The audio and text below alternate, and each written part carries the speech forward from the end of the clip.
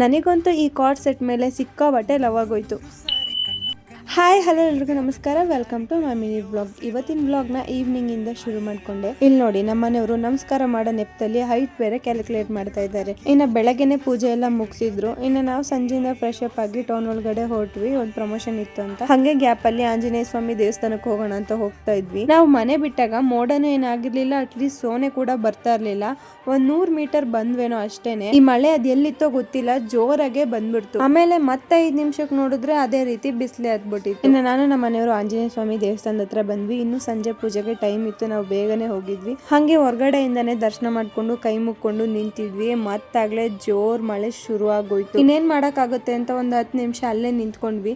ಆಮೇಲೆ ಮಳೆ ಕೂಡ ಕಡಿಮೆ ಆಯ್ತು ಅಂತ ನಾವು ವಿಡಿಯೋ ಮಾಡೋದಿತ್ತಲ್ಲ ಅಂತ ಅಲ್ಲಿಗೆ ಹೊರಟ್ವಿ. ಇನ್ನು ಈ ಶಾಪ್ ಅಲ್ಲಿ ಆಫರ್ ಅಂತೂ ತುಂಬಾ ಚೆನ್ನಾಗಿ ಕೊಟ್ಟಿದ್ದಾರೆ. ನಾನು ವಿಡಿಯೋ ಅಪ್ಲೋಡ್ ಮಾಡಿದಾಗ ಮಿಸ್ ಮಾಡ್ದಲ್ಲೇ ಒಂದ್ಸಲ ಚೆಕ್ ಮಾಡಿ. ಇನ್ನು ಅಲ್ಲಿ ವಿಡಿಯೋ ಎಲ್ಲ ಮುಗಿಸ್ಕೊಂಡು ಊರಿಗೆ ಹೋಗಿ ಬರೋಣ ಅಂತ ಹೇಳ್ದೆ ನಮ್ಮ ಮನೆಯವ್ರಿಗೆ.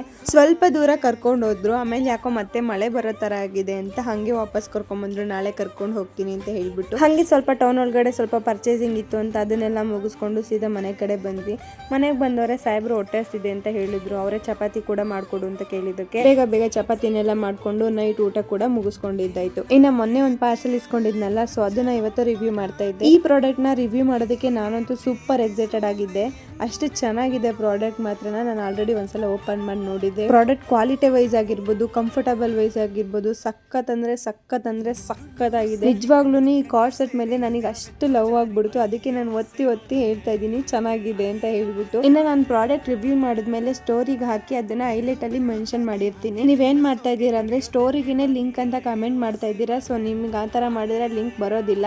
ಸ್ಟೋರಿಲಿ ಮೆನ್ಷನ್ ಮಾಡಿರೋ ರೀಲ್ ನ ಓಪನ್ ಮಾಡ್ಬಿಟ್ಟು ಅದಕ್ಕೆ ಲಿಂಕ್ ಅಂತ ಕಮೆಂಟ್ ಮಾಡಿ ಡೈರೆಕ್ಟ್ ಆಗಿ ನಿಮ್ಮ ಇನ್ಬಾಕ್ಸ್ಗೆ ಬರುತ್ತೆ. ಆಮೇಲೆ ನನ್ನ ಬಗ್ಗೆ ತಪ್ಪು ತಿಳ್ಕೊಂತೀರಾ, ಲಿಂಕ್ ಕಳ್ಸಿಕೊಟ್ಟಿಲ್ಲ ಅಂತ. ಇನ್ನು ಲಿಂಕ್ ಅಂತ ಕಮೆಂಟ್ ಮಾಡ್ಬೇಕಾದ್ರೆ ಸ್ಪೆಲ್ಲಿಂಗ್ ನ ಒಂದ್ಸಲ ಚೆಕ್ ಮಾಡ್ಕೊಂಡು ಹಾಕಿ. ಈ ಪ್ರಾಡಕ್ಟ್ ಲಿಂಕ್ ಬೇಕು ಅಂದ್ರೆ ಲಿಂಕ್ ಅಂತ ಕಮೆಂಟ್ ಮಾಡಿ ಡೈರೆಕ್ಟ್ ಆಗಿ ನಿಮ್ಮ ಇನ್ಬಾಕ್ಸ್ಗೆ ಬರುತ್ತೆ. ಶಾರ್ಟ್ಸ್ ಅಲ್ಲಿ ನಾನು ಲಿಂಕ್ ನ ಕಮೆಂಟ್ ಸೆಕ್ಷನ್ ಅಲ್ಲಿ ಮೆನ್ಷನ್ ಮಾಡಿರ್ತೀನಿ, ಚೆಕ್ ಮಾಡಿ. ಈ ವ್ಲಾಗ್ ಇಷ್ಟ ಆದ್ರೆ ಲೈಕ್ ಮಾಡಿ, ನನ್ನ ಪೇಜ್ ನ ಫಾಲೋ ಮಾಡ್ಕೊಳ್ಳೋದು ಮರಿಬೇಡಿ.